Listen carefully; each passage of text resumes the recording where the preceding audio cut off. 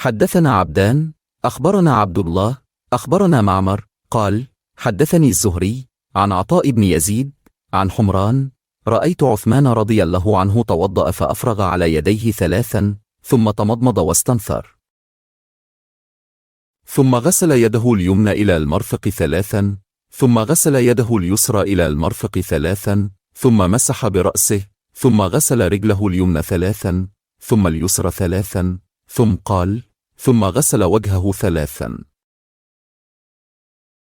رأيت رسول الله صلى الله عليه وسلم توضأ نحو وضوئي هذا ثم قال من توضأ وضوئي هذا ثم يصلي ركعتين لا يحدث نفسه فيهما بشيء إلا غفر له ما تقدم من ذنبه. ہم سے عبدن نے بیان کیا انہوں نے کہا ہم کو عبداللہ بن مبارک نے خبر دی انہوں نے کہا ہم کو معمر نے خبر دی انہوں نے کہا ہم سے زہری نے بیان کیا ان سے عطا بن زید نے ان سے حمران نے انہوں نے عثمان بن عفان رضی اللہ عنہ کو وضو کرتے دیکھا پہلے اپنے دونوں ہاتھوں پر 3 مرتبہ پانی ڈالا پھر کلی کی اور ناک صاف کی پھر 3 مرتبہ چہرہ دھویا پھر دایاں ہاتھ کوہنی تک دھویا پھر بایاں ہاتھ کوہنی تک دھویا 3 مرتبہ اس کے بعد اپنے سر کا مسح کیا اور 3 مرتبہ داہنا پاؤں دھویا پھر 3 مرتبہ بایاں پاؤں دھویا آخر میں کہا کہ جس طرح میں نے وضو کیا ہے میں نے رسول اللہ صلی اللہ علیہ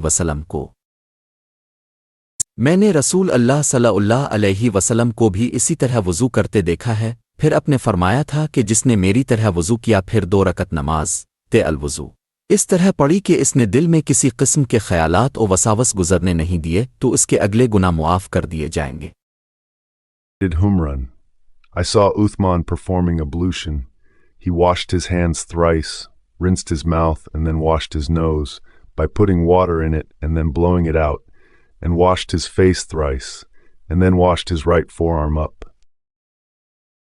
to the elbow thrice, and then the left forearm up to the elbow thrice. Then smeared his head with water, washed his right foot thrice, and then his left foot thrice, and said, I saw Allah's apostle performing ablution similar to my present ablution. And then he said, whoever performs ablution like my present ablution, and then offers 2 rakat in which he does not think of worldly things, all his previous sins will be forgiven,